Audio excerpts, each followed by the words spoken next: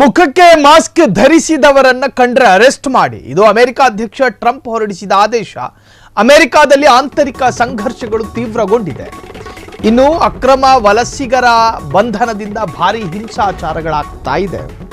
ಈ ಮಾಂಸ ಪರ್ವತಕ್ಕೆ ಅಧಿಕಾರ ಕೊಡಬೇಡಿ, ಮನಸ್ಸಿಗೆ ತೋಚಿದ್ದನ್ನ ಸರ್ಕ್ಯುಲರ್ ಹೊರಡಿಸ್ತಾರೆ ಅಂತ ಹೇಳಿ ಕಮಲಾ ಹ್ಯಾರಿಸ್ ಪಕ್ಷದ ಬೆಂಬಲಿಗರು ಈ ಹಿಂದೆನೆ ಮಾತನಾಡ್ತಾ ಇದ್ರು. ಅದಕ್ಕೂ ಮಿಗಿಲಾದ ನಿರ್ಧಾರಗಳನ್ನ ಡೊನಾಲ್ಡ್ ಟ್ರಂಪ್ ತೆಗೆದುಕೊಳ್ತಾ ಇದ್ದಾರೆ.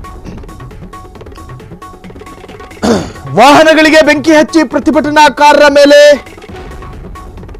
ಹಿಂಸಾಚಾರ ಹತ್ತಿಕ್ಕೋದಕ್ಕೆ ಟ್ರಂಪ್ ಸರ್ಕಾರ ಹರಸಾಹಸ ಪಡ್ತಾ ಇದೆ. ಅಮೆರಿಕ ಮತ್ತೆ ಹೊತ್ಕೊಂಡು ಉರಿತಾ ಇದೆ. ಅಕ್ರಮ ವಲಸಿಗರ ಬಂಧನದಿಂದ ಭಾರಿ ಹಿಂಸಾಚಾರಗಳಾಗ್ತಾ ಇದೆ.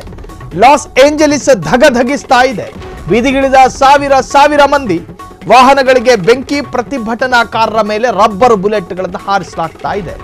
ಪ್ರತಿಭಟನೆ ಹಿಂಸಾಚಾರ ಹತ್ತಿಕ್ಕೋದಕ್ಕೆ ಟ್ರಂಪ್ ಸರ್ಕಾರ ಹರಸಾಹಸ ಪಡಬೇಕಾಗಿ ಬರ್ತಿದೆ. 2,000 ಮಂದಿ ನ್ಯಾಷನಲ್ ಗಾರ್ಡ್ಸ್ ಫೀಲ್ಡ್ಗೆ ಇಳಿಸಿದ ಟ್ರಂಪ್ ಸರ್ಕಾರ.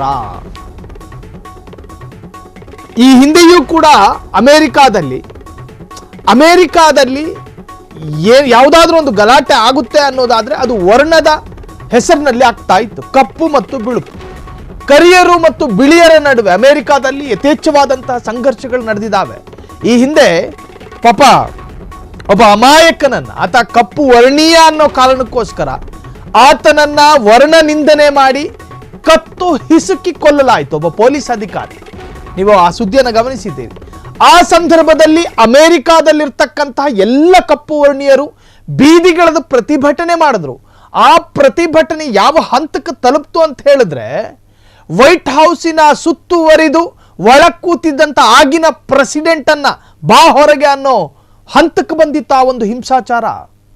ಅಮೆರಿಕಾದಲ್ಲಿ ಯಾವುದಾದ್ರೂ ಸಂಘರ್ಷ ಆಗೋದಿದ್ರೆ ಅದು ವರ್ಣದ ಹೆಸರಿನಲ್ಲಿ ಆಗುತ್ತೆ ಅನ್ನೋ ಮಾತಿದೆ ಅಮೆರಿಕಾದಲ್ಲಿ. ಸೊ ಈಗ ನಡೀತಾ ಇರತಕ್ಕಂತಹದ್ದು ಆ ಹೆಸರಿನಲ್ಲ, ಮತ್ಯಾವ ಹೆಸರಿನಲ್ಲಿ? ಅಕ್ರಮ ವಲಸಿಗರನ್ನ ಬಂಧಿಸುವಂತಹ ಪ್ರಕ್ರಿಯೆ. ಭಾರತವು ಹೊರತಾಗಿಲ್ಲ, ತಿಳ್ಕೊಳ್ಳಿ. ಡೊನಾಲ್ಡ್ ಟ್ರಂಪ್ ನನ್ನ ಸ್ನೇಹಿತ ಅಂತ ದಿನಕ್ಕೆ 40 ಸಾರಿ ಹೇಳುವಂತಹ ನರೇಂದ್ರ ಮೋದಿ ಸಾಹೇಬ್ರಿದಾರಲ್ಲ, ಅವರಿಗೆ ಈ ಸತ್ಯ ಗೊತ್ತಿದ್ರೂ ಕೂಡ ಆ ಸತ್ಯಕ್ಕೂ ಮೀರಿದಂತಹ ಸ್ನೇಹವನ್ನು ಉಳಿಸ್ಕೊಂಡಿದ್ದಾರೆ. ಅದು ಯಾಕೋ ಏನೋ ಗೊತ್ತಿಲ್ಲ. ಅಮೆರಿಕಾದ ಡೊನಾಲ್ಡ್ ಟ್ರಂಪ್ ಅಕ್ರಮ ವಲಸಿಗರನ್ನ ಬಂಧನ ಮಾಡ್ತಾ ಇದ್ದಾರೆ. ನೋಡ್ರಿ, ಇಮಿಗ್ರೇಷನ್ ಕಾರ್ಯಾಚರಣೆ ಅನ್ನೋದಿದೆಯಲ್ಲ, ಅದು ಪ್ರತಿ ರಾಷ್ಟ್ರದಲ್ಲೂ ಕೂಡ ಇದ್ದಾವೆ. ಆದರೆ ಅದು ಅತ್ಯಂತ ಬ್ರೂಟಲ್ ಆಗಬಾರ್ದು, ಕ್ರೌರ್ಯದಿಂದ ಕೂಡಿರಬಾರ್ದು. ಸೊ ಮಲೇಷ್ಯಾದಲ್ಲೂ ಕೂಡ ಈ ತರಹದ್ದೇ ಒಂದು ಕಾರ್ಯಗಳು ನಡೀತಾ ಇದೆ. ಅಲ್ಲಿ ಹೆಂಗೆ ನಡೆಯುತ್ತೆ?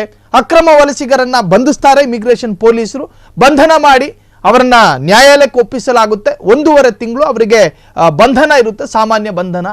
ಆದರೆ ಅಮೆರಿಕಾದಲ್ಲಿ ನಡೀತಾ ಇರುವಂತಹ ಬಂಧನಗಳನ್ನು ನೀವು ನೋಡಿದ್ರೆ ಅವರನ್ನ ಭಯೋತ್ಪಾದಕರಿಗಿಂತಲೂ ಕ್ರೂರವಾಗಿ ನೋಡಿಕೊಳ್ಳಲಾಗ್ತಾ ಇದೆ. ಕೈ ಕಾಲುಗಳಿಗೆ ಸಂಕೋಲೆಗಳನ್ನು ಕಟ್ಟಿ ಹಾಕಿ ದರದರನಿ ಎಳಕಂಡೋಗಿ ಆತನನ್ನ ಹಿಂಸೆ ಕೊಟ್ಟು ಜೈಲಿನಲ್ಲಿ ಇರಿಸುವಂಥ ಪ್ರಯತ್ನಗಳು ನಡೀತಾ ಇರುವಂತಹದ್ದು.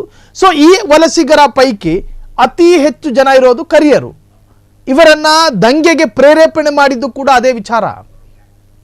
ಕರಿಯರು ಅನ್ನೋ ಕಾರಣಕ್ಕೋಸ್ಕರ ಡೊನಾಲ್ಡ್ ಟ್ರಂಪ್ ನಮ್ಮ ಮೇಲೆ ದೌರ್ಜನ್ಯ ಮಾಡ್ತಾ ಇದ್ದಾರೆ ಅಂತ ಹೇಳಿ ಪ್ರತಿಭಟನೆಗೆ ಮುಂದಾದ್ರು. ಆ ಪ್ರತಿಭಟನೆ ಈಗ ಹಿಂಸಾಚಾರಕ್ಕೆ ತಿರುಗಿದೆ. ಅಮೆರಿಕಾಗೆ ಈಗ ದೊಡ್ಡ ಸವಾಲಾಗಿ ಪರಿಣಮಿಸಿದೆ. ಕ್ಷಣ ಕ್ಷಣದ ಸುದ್ದಿಗಳಿಗಾಗಿ ಫ್ರೀಡಂ ಟಿವಿ ಸಬ್ಸ್ಕ್ರೈಬ್ ಮಾಡಿ, ಲೈಕ್ ಮಾಡಿ ಹಾಗೂ ಫಾಲೋ ಮಾಡಿ. ಹೊಸ ಸುದ್ದಿಗಳ ನೋಟಿಫಿಕೇಶನ್ಗಾಗಿ ಬೆಲ್ ಐಕಾನ್ ಮೇಲೆ ಕ್ಲಿಕ್ ಮಾಡಿ.